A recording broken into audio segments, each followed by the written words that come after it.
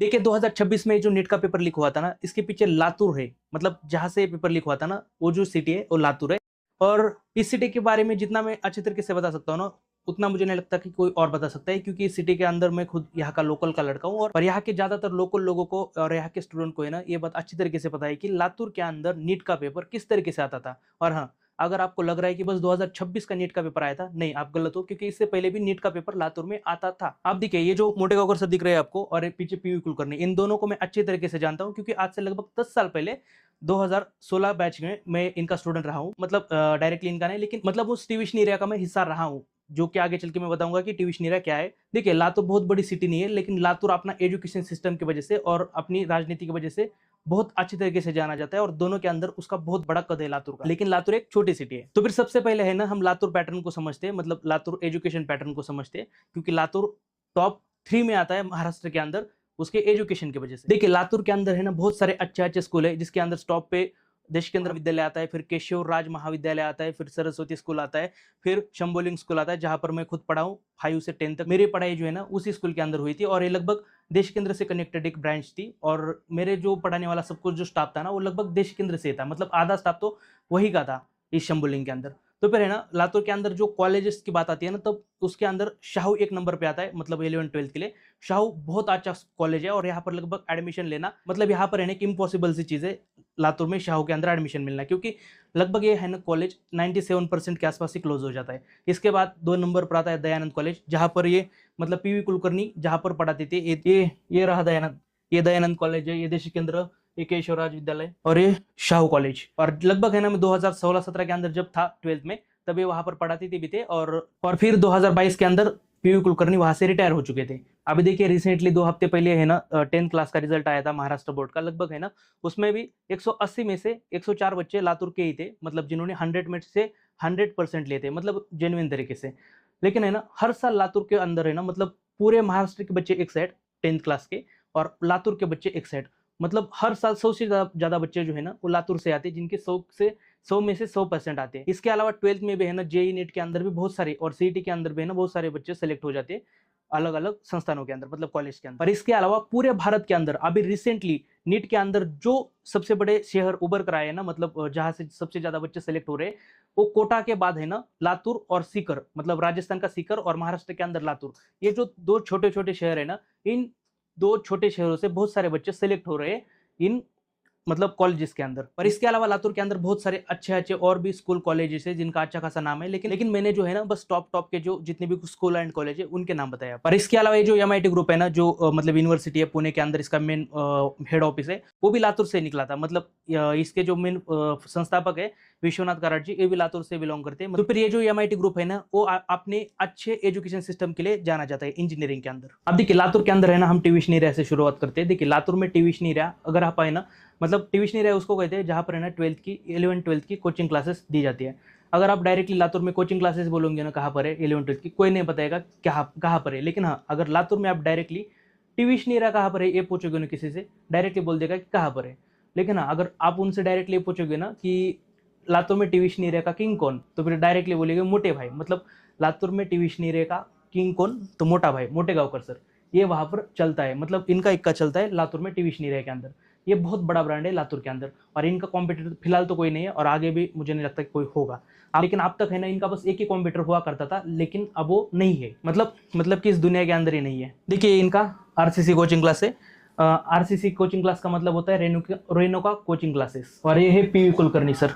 ये PV Kulkarni sir, मैंने जैसे कि शुरुआत में बताया था, दयानंद कॉलेज के अंदर प्रोफेसर थे।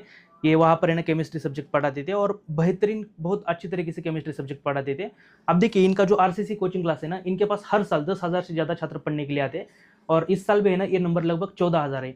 और लगभग है ना हर स्टूडेंट की पर स्टूडेंट की जो फीस होती है वो 50 से 60,000 के बीच में होती है। मतलब मोटा मोटा अगर आप आंकड़ा पकड़ोगे ना, लगभग 100 करोड़ के आसपास का टर्नओवर इनका है, जैसे कि न्यूज़ के अंदर भी बताया जाता था। ये बात सच है, क्योंकि मैंने खुद देखा है। और लगभग है ना, ये इनके जो कोचिंग क्लासेस है वो लातूर के अंदर तो है, लेकिन पूरे महाराष्ट्र के अंदर बहुत सारे जगहों पर है जहाँ पर भी कोचिंग क्लासेस चलाई जाती है। तो फिर नांदेड़ है, फिर छत्रपति संभाजीनगर, कोल्हापुर, सोलापुर, हर जगह पर इनके कोचिंग क्लासेस देखने को आपको मिलेंगे। और ये जो पीवी कुलकर्णी है ना, ये इन्हीं के पास एक टाइम पर पढ़ाने के लिए आते थे इनके कोचिंग क्लासेस के अंदर। तो फिर है ना, पीवी कुलकर्णी और मोटे होकर सर इन दोनों के बीच में है ना काफी ज्यादा मतलब लगभग 20 से 25 साल पहले की पुरानी गहरी दोस्ती है इन दोनों के बीच में।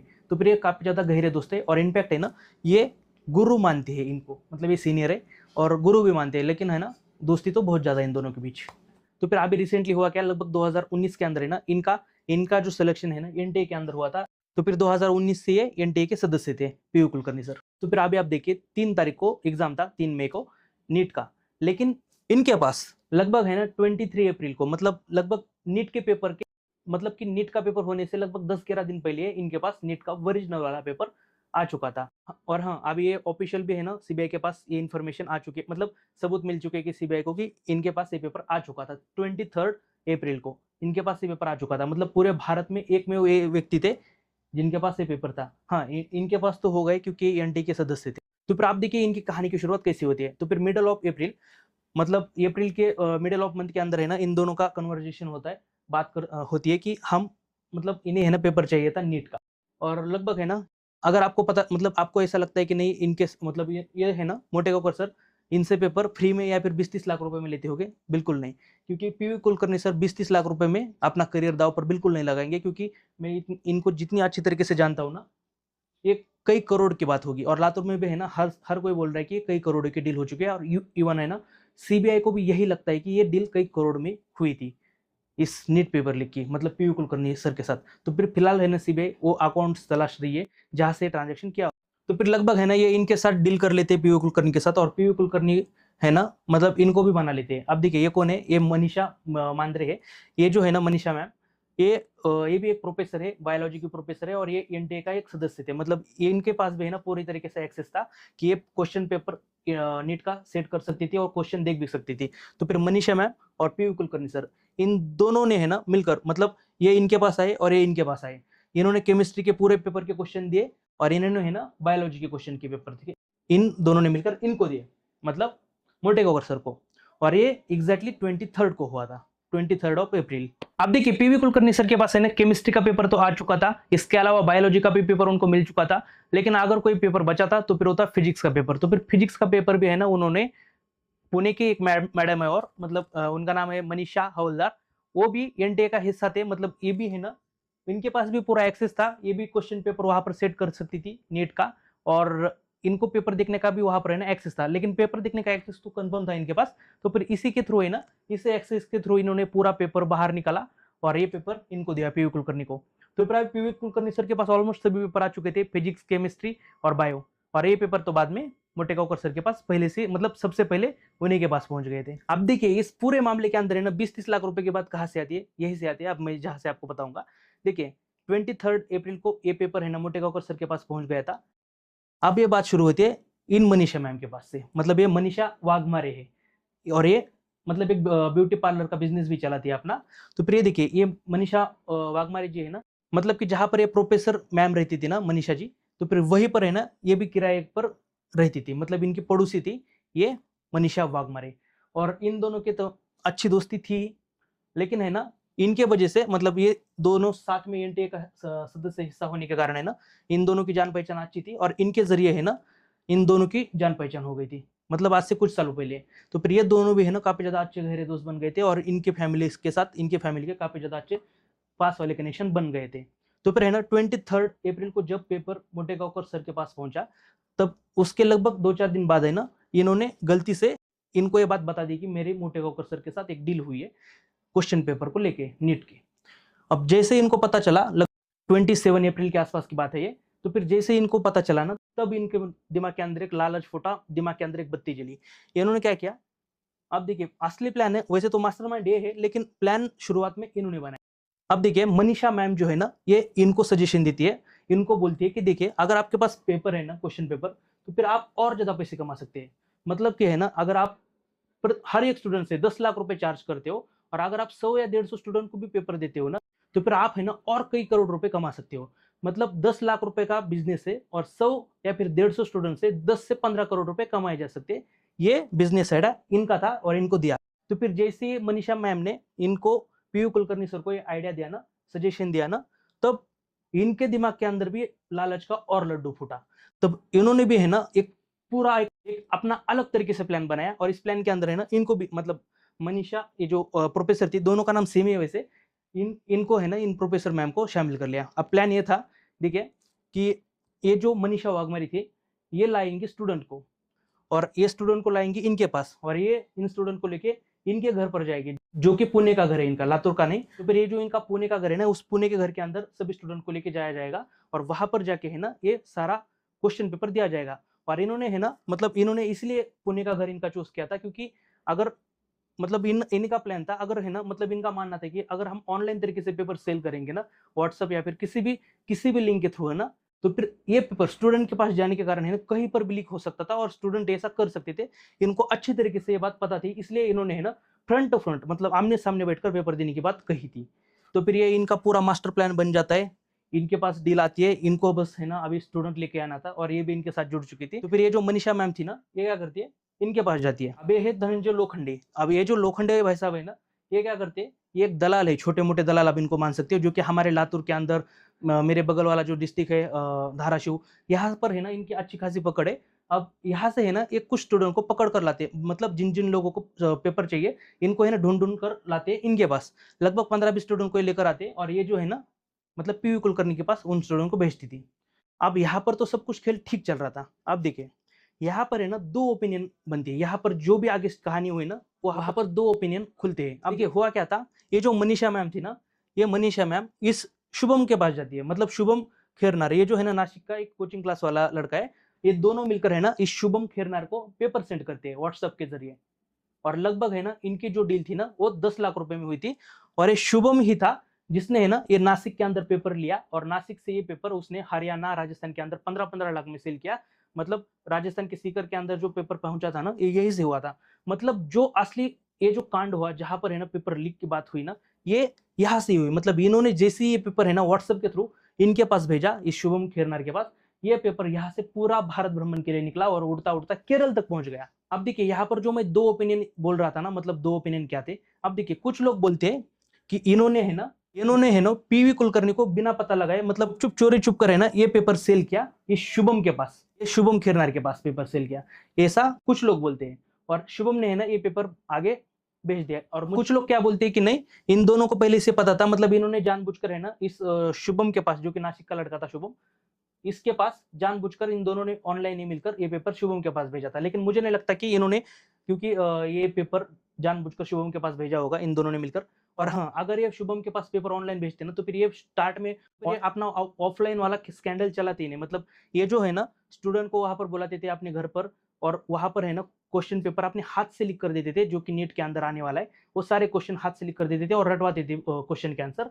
तो फिर ये अगर ऑनलाइन सच में पेपर भेजना चाहते थे ना, तो फिर ये ऑफलाइन वाला मार्केट चलाते ही नहीं। तो फिर मुझे सच में ऐसा लगता है कि ये जो मनीषा वाघमारी थी ना, इन्होंने ही इनके चोरी चुप कर, मतलब इन्हें बिना पता लगाए है ना, इनको मतलब ये शुभम के पास पेपर भेजा नासिक के अंदर, और इसी शुभम ने है ना बाद में मतलब 10 लाख का पेपर आगे 15-15 लाख में भेज दिया। तो फिर हो सकता है कि इनके मन के अंदर भी और एक लालच का लड्डू फूटा होगा, क्योंकि वैसे तो है ना, इनको अगर एक स्टूडेंट ला कर देते हैं ना, तो फिर इनको जो 10 लाख रुपए एक स्टूडेंट को देने थे, उसमें से लगभग 2-3 लाख रुपए इनको मिलते थे, और 1 लाख रुपए इनको मिलता था। इसी कुछ तो डील थी। तो फिर इन्होंने भी सोचा होगा कि चलो यार, हर स्टूडेंट के पीछे जो 2-3 लाख रुपए मिल रहे हैं, अगर कुछ पेपर हम भी डायरेक्टली सेल करते हैं, तो फिर डायरेक्टली हमें 10-10 लाख रुपए मिल सकते हैं। तो फिर हो सकता है कि उन्होंने ऐसा सोचा हो, और इसीलिए ये पेपर ऑनलाइन इनके पास गया, और इनके पास से पूरा भारत भ्रमण के लिए गया, ऐसा मुझे लगता है फिलहाल। तो फिर 3 तारीख को नीट का पेपर खत्म हो जाता है। नीट का पेपर खत्म होने के बाद तो फिर ये जो मोटेगांवकर सर है ना, इनको जिस तरीके से अरेस्ट किया गया है ना सीबीआई की तरफ से, आप मतलब शॉक हो जाओगे, क्योंकि किसी को पता ही नहीं था इसका जो मतलब मास्टरमाइंड सीबीआई ढूंढ रही है ना, जो पीवी कुलकर्णी बोल रहे थे ना, वो सीबीआई तब चौंक गई जब इसके पीछे भी कोई व्यक्ति है, मतलब ये मोटेगांवकर सर, और इनका कनेक्शन सामने आया। और एक कनेक्शन कैसे सामने आया, मतलब ये जो मोटेगांवकर सर है ना, ये जो मोटेगांवकर सर, उन्होंने खुद एक तरीके से है ना सीबीआई को इनवाइट किया था कि आओ मेरे घर और मुझे लेके जाओ। मतलब हुआ ये था, लगभग है ना 3 तारीख को एग्जाम खत्म हुआ नीट का, और नेक्स्ट डे है ना उन्होंने कुछ स्टूडेंट को लेकर इंटरव्यू किया, कि ये पूछते हैं स्टूडेंट को कि आपको एग्जाम कैसा गया। मतलब ये इनको पूछते हैं कि आपको फिजिक्स का पेपर कैसा गया, बायो का पेपर कैसा गया, केमिस्ट्री का, सबके पेपर कैसे गए। तो फिर ये स्टूडेंट बोलता है कि सर आपने जो क्वेश्चन बैंक दी थी ना, लगभग उसी में से सभी क्वेश्चन आ गए थे। और दूसरा स्टूडेंट जो था, ये भी वही बोलती है कि मतलब सर आपने जो 1 से 1 क्वेश्चन दिए थे ना, उसी में से सभी क्वेश्चन आ गए थे। और जब ये आरसीसी का वीडियो है ना लातूर के अंदर आया ना, मतलब ये पूरी तरीके से लातूर के अंदर हर किसी के मोबाइल के अंदर ये वीडियो प्ले हो रहा था और ये वीडियो लातूर और उसके आसपास इतना ज्यादा वायरल हो गया लगभग 4, 5, 6 तारीख को कि सबको पता चल गया कि कुछ ना कुछ तो मैटर मतलब है यहाँ पर। और उसी बीच है ना 6 तारीख को ये भी न्यूज बाहर निकल कर आती है राजस्थान के सीकर से कि यहाँ पर पेपर लीक हुआ था। मतलब शुरुआत राजस्थान के सीकर से हुई थी, वहां पर प्रोटेस्ट हुआ था और वहां पर कहा गया था कि वहां से पेपर लीक हुआ है। लेकिन लातूर में भी कुछ लोग यही बोल रहे थे कि 6 तारीख को कि कुछ ना कुछ तो इसका कनेक्शन सीकर से है। तो फिर जब ये वीडियो पूरे लातूर में और लातूर के आसपास 6 तारीख को वायरल होता है और सीकर का मामला भी सामने आता है और लगभग है ना अलग अलग सोशल मीडिया के ऊपर ये टॉपिक काफी ज्यादा ट्रेंडिंग बन जाता है, ट्विटर के ऊपर सब लगभग सभी जगहों के ऊपर है ना ये नीट पेपर लीक का मामला सामने आता है और वहां पर भी है ना ये काफी ज्यादा मतलब ट्रेंडिंग टॉपिक बन जाता है। तब 12 तारीख को फाइनली मतलब कुछ स्टूडेंट प्रोटेस्ट भी करते हैं, तब फाइनली गवर्नमेंट और एनटी की तरफ से क्लेरिफिकेशन आता है कि देखिए हम ये पेपर कैंसिल कर रहे हैं जो 3 तारीख को हुआ। और बाद में ये भी न्यूज निकल कर आती है कि हम 21 तारीख को फिर से एक पेपर लेंगे मतलब जून को। अब देखिए 12 तारीख को ये पेपर तो नीट का कैंसिल हो गया, लेकिन सीबीआई के पास जो केस पहुंचा था ना, सीबीआई अलग अलग जगहों पर छापेमारी कर रही थी। शुरुआत लगभग नासिक से हुई थी, मतलब नासिक के अंदर ही पहला आरोपी पकड़ा गया था। तो फिर जब ये आरोपी पकड़ा गया था ना, तब सीबीआई के पास और एक लातूर से है ना कॉल जाता है। अभी देखिए कॉल कैसे जाता है, जो ये वीडियो वायरल हुआ था ना लगभग 13 तारीख की बात है। कुछ पेरेंट्स क्या करते हैं, ये जो नोट्स है ना ये इन मोटे गांवकर सर ने अपने हाथों से लिखे हुए नोट्स है। इन्होंने इस तरीके से ये सारे नीट के क्वेश्चन लिख लिए थे अपने हाथ से और इन स्टूडेंट को दे दिए थे। तो फिर ये ऑलमोस्ट वही क्वेश्चन है जो कि नीट के पेपर के अंदर आए थे, ये लगभग वही वायरल सारे नोट्स है। तो फिर ये नोट्स लेकर और ये वीडियो लेकर है ना एसपी ऑफिस में पहुंचा जाता है कुछ पेरेंट्स की तरफ से और ये बोलते हैं कि ये जो नीट का पेपर लीक हुआ है ना इसके पीछे कुछ ना कुछ मतलब ये वीडियो मतलब मोटे गांवकर सर का हाथ हो सकता है। तो फिर इन पेरेंट्स का नाम तो अभी तक सामने नहीं आया, मतलब वो कौन पेरेंट्स थे स्टूडेंट के जिन्होंने ये कंप्लेन की थी मोटे गांवकर सर के खिलाफ। तो फिर ये अभी हाइड करके रखा गया है और ये बात डायरेक्टली है ना एसपी ऑफिस से कलेक्टर ऑफिस और बाद में सीबीआई तक पहुंच जाती है, दिल्ली तक। तो फिर जब सीबीआई लातूर के अंदर घुसती है ना, तब सीबीआई शॉक हो जाती है क्योंकि सीबीआई को पता ही नहीं था जिस मास्टरमाइंड को हम इधर उधर ढूंढ रहे थे, मतलब जो पीयू कुलकर्णी समझ रहे थे, वो तो यहाँ पर है। क्योंकि जैसी सीबीआई यहाँ पर आती है तब मतलब उनका मोबाइल लिया जाता है, तब इनके मोबाइल के अंदर 23 अप्रैल को इनके पास भारत में सबसे पहली बार नीट का पेपर आ गया था। और जब सीबीआई इसके अंदर है ना और ज्यादा छानबीन करती है, तब सीबीआई को ये भी पता चलता है कि इनके पीयू कुलकर्णी के साथ भी और ज्यादा अच्छे कनेक्शन है और ये मामला बस यही तक का नहीं, इसके पिछले साल का भी हो सकता है और इसके पिछले साल का भी हो सकता है। मतलब सीबीआई को ये भी लगने लगता है कि ये पेपर शायद इस साल से नहीं, शायद कि ये पेपर पिछले साल भी लीक हुआ था। ये सीबीआई को तब लगने लगता है क्योंकि वहां पर है ना एग्जैक्टली हुआ ये था कि जैसे ना मुझे कुछ स्टूडेंट ने बताया कि ये पेपर पिछले साल भी ऐसा लीक हुआ था, लेकिन बस ये बात लातूर तक ही खत्म होती है, लातूर के बाहर किसी को पता ही नहीं था। और वैसे भी है ना ये पेपर उससे पहले भी आता रहता था, ये बात मुझे कुछ स्टूडेंट के थ्रू पता चली। वैसे ये बात है ना सीबीआई को भी वहां पर पता चली और सीबीआई ने इसके लिए है ना अभी जो 2025 का बैच था आरसीसी का, जितने भी कुछ स्टूडेंट सेलेक्ट हुए उन स्टूडेंट को भी पूछताछ के लिए वहां पर बुलाया था, ऐसा मुझे पता चला। और अगर सीबीआई पूछताछ कर रही है लगभग आरसीसी के जो भी सिलेक्ट हुए स्टूडेंट है, तो फिर इसका मतलब हो सकता है कि कुछ ना कुछ तो था। और लगभग है ना इसका एविडेंस पक्का ये भी मिल जाता है कि 2019 से ये जो पीयू कुलकर्णी सर थे ना ये एनटीए का हिस्सा थे। और तो फिर अगर ये एनटीए का हिस्सा थे तो फिर हो सकता है कि 2021-22 से है ना ये कुलकर्णी सर इनको पेपर दे रहे हो मोटे गांवकर सर को। लेकिन बात बस इतनी सी है कि ये पेपर है ना ज्यादातर मेरे हिसाब से और लातूर के अंदर जो बात चल रही है ना, वो बस मनीषा वाघमारे की गलती की वजह से हो रहा है। क्योंकि मनीषा वाघमारे ने जो ये ऑनलाइन पेपर सेल किया मतलब व्हाट्सएप के थ्रू डायरेक्टली इस नासिक वाले लड़के के पास, उसी के थ्रू ये पेपर पूरे भारत में फैल गया है। नहीं तो है ना तो इनके तरफ से व्हाट्सएप से पेपर कहीं जा सकता था, ना पीवी कुलकर्णी सर से। और बाकी के जो 3 मनीषा है, मतलब मनीषा वाघमारे को छोड़कर है ना ये दूसरी एक बायोलॉजी वाली मनीषा मैम और एक फिजिक्स वाली मनीषा मैम, ये दोनों भी है ना व्हाट्सएप के थ्रू किसी को पेपर नहीं दे सकते थे। तो फिर है ना सारा का सारा मतलब ब्लेम अभी फिलहाल तो इन्हीं के ऊपर जा रहा है कि मतलब इन्हीं ने गलती की और ये पेपर बाहर लीक हो गया, मतलब मनीषा वाघमारे ने। और देखिए आज से लगभग 10 साल पहले, मतलब मैं 2016 की बात कर रहा हूँ, तब मैं 12th में था और तब मैं है ना टिविशन एरिया के अंदर मतलब उसका एक पार्ट था। और मैं मतलब डायरेक्टली मोटे गांवकर सर के कोचिंग क्लासेस के अंदर तो था नहीं, लेकिन मेरे कुछ दोस्त वहां पर थे और कुछ दोस्त मतलब मेरे साथ स्टेप बाय स्टेप के अंदर थे। अब ये जो स्टेप बाय स्टेप है ना, मतलब ये तब उस साल एक नया आया हुआ कोचिंग क्लास था और ये इन्हीं का कॉम्पिटिटर था। मतलब ये है ना डायरेक्टली इनको बिट कर रहा था और ये एक ही साल के अंदर इतना ज्यादा अच्छी तरीके से ग्रो कर गया ना मतलब लातूर के अंदर। और ये जो स्टेप बाय स्टेप क्लासेस था ना उसके जो ओनर थे वो अविनाश चौहान सर थे। और ये जो अविनाश चौहान सर थे ना, मतलब मैं उनके साथ काफी ज्यादा अच्छा कनेक्ट कर पाता था और मैं उनके साथ अच्छा खासा मैंने उनके साथ टाइम भी स्पेंड किया है। क्योंकि तब मतलब उनके पास स्टूडेंट कम थे, लेकिन इसलिए है ना मतलब वो स्टूडेंट को ज़्यादा टाइम भी देते थे और मतलब जो भी कुछ दिक्कत थी, वो प्रॉब्लम थी, वो डायरेक्टली मतलब सॉल्व भी करते थे। और देखिए वो खुद पढ़ाते नहीं थे, लेकिन उनके पास टीचर अच्छे खासे रखे हुए थे। मतलब उन्होंने बहुत बड़ा-बड़ा पैकेज देके उन्होंने टीचर हायर करके रखे थे, लेकिन उनका क्लास 1 साल के अंदर काफ़ी ज़्यादा लातूर में हिट कर गया। लगभग है ना दूसरे ही साल उनके 5 और ब्रांचेस खुल गए। मतलब इनको काफ़ी ज़्यादा बीट कर रहा था। और लातूर में है ना, जब इनके आस-पास तो दूसरा कोई कोचिंग क्लासेस वाला मतलब टक्कर का था ही नहीं, लेकिन जब स्टेप बाय स्टेप इतना ज़्यादा बड़ा ब्रांड बन गया, तब इनको ज़्यादा मतलब इस क्लास का है ना मतलब मार्केट थोड़ा-सा कम होने लगा इनके आरसीसी का, मोटे कॉकर सर का। और लगभग तीसरा साल आते-आते ये अविनाश चौहान सर का क्लास स्टेप बाय स्टेप ये डायरेक्टली है ना नांदेड़ के अंदर अपना एक ब्रांच खोल रहा था। तब तो मैं वहाँ पर नहीं था, क्योंकि मेरे 12th की पढ़ाई खत्म हो चुकी थी और मैं वहाँ से मतलब लातूर से जा चुका था। तो फिर लगभग है ना ये तीसरे साल की बात है और लातूर में है ना मतलब तो फिर स्टेप बाय स्टेप इतना बड़ा बन गया था कि लगभग लोग बोल रहे थे कि यार जिस तेज़ी से ये ऊपर जा रहा है ना, मतलब इसे कोई नुकसान ना पहुँचा दे। मतलब लोगों को है ना इस बात का डर लगा रहता था और ख़ास करके है ना मिडल क्लास लोगों को अविनाश चौहान सर ने काफ़ी ज़्यादा अच्छी तरीके से सँभाल के हैंडल करके रखा था, क्योंकि ज़्यादातर है ना मतलब क्योंकि उनके क्लास के अंदर आने वाले बच्चे मिडल क्लास होते थे, कम फीस के अंदर अच्छा एजुकेशन देते थे। लेकिन जब जब नांदेड़ के अंदर उनका स्टेप बाय स्टेप का एक नया क्लासेस ओपन होने वाला था, लगभग उससे 2-3 दिन पहले लगभग उनका मर्डर हो जाता है। और देखिए मैं मेरे गाँव के अंदर था, मेरे को जब कॉल आया मतलब ऐसा-ऐसा हुआ, मैं काफ़ी ज़्यादा शॉक हो गया, क्योंकि मैंने उनके साथ काफ़ी अच्छा खासा टाइम स्पेंड किया था। तो फिर सबको ये पता था कि जैसे अविनाश चौहान खत्म होंगे, मतलब अविनाश चौहान या फिर उनका स्टेप बाय स्टेप खत्म होगा, तब मार्केट लगभग पूरी तरीके से फिर से ना इनके पास चला जाएगा। और एग्ज़ैक्टली हुआ ये। अविनाश चौहान सर जब मतलब इस दुनिया से चले गए, तब लगभग 1 साल के अंदर उनका क्लास मतलब कोचिंग क्लास बंद पड़ गया और लगभग फिर से है ना, इन्हीं के पास पूरा मार्केट आ गया। और डायरेक्टली है ना तब ये काफ़ी ज़्यादा न्यूज़ में चल रहे थे। मतलब ये सेकंड टाइम है इनका न्यूज़ में आना। 2018 के अंदर पहली बार ये इतने ज़्यादा न्यूज़ में बने हुए थे, लेकिन ये महाराष्ट्र तक ही था। और ये दूसरी बार है सीबीआई की वजह से और नीट पेपर लीक की वजह से इतनी ज़्यादा न्यूज़ में ट्रेंडिंग है। और देखिए मतलब जिन जिन भी लोगों ने इनका मर्डर किया था अविनाश चौहान सर का, बाद में तो पकड़े गए, लेकिन ये मामला उन तक ही सीमित रहा। लेकिन बहुत लोग आज भी मतलब शक करते हैं कि इसके पीछे यही हो सकते हैं, क्योंकि डायरेक्ट इनडायरेक्टली फ़ायदा तो इन्हीं को हो रहा था। ठीक है, मामला जो भी हो, लेकिन ये अभी मैंने बस मेरा एक एक्सपीरियंस बताया, जो कि मैं वहाँ पर था 2017 में इसलिए।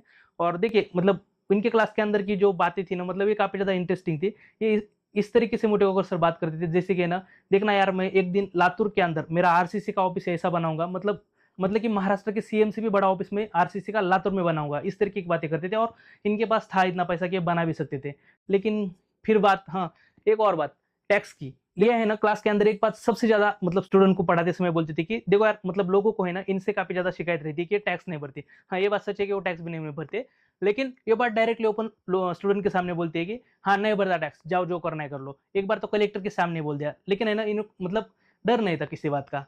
और ये बात भी सच है कि देखो मतलब जब स्टूडेंट फीस भरते थे ना, मैंने मेरे खुद मतलब फ्रेंड्स को देखा है, जब उन्होंने फीस अपनी यहाँ पर फीस जमा कर दी इनके कोचिंग क्लास के अंदर, तब है ना ये जो उनके मतलब कोचिंग क्लास वाले हैं ना, वो रिसिप्ट नहीं देते थे, मतलब जो कि डिजिटल प्रिंटेड पावती होती है, वो उस तरीके की पावतियाँ नहीं देते थे। मतलब कि ये इनके ट्यूशन कोचिंग क्लासेस वाले हैं ना, वो महिला बचत गट वाली रिसिप्ट देते थे, जो कि हनुमान नगर के अंदर मतलब इन्हीं का एक महिला बचत गट था उस टाइम पे 2017 में। तो फिर उसकी रिसिप्ट दे देते हैं। बाद में वो सबमिट भी कर लेते थे, लेकिन इनकी बहुत सारी कहानियाँ हैं इंटरेस्टिंग।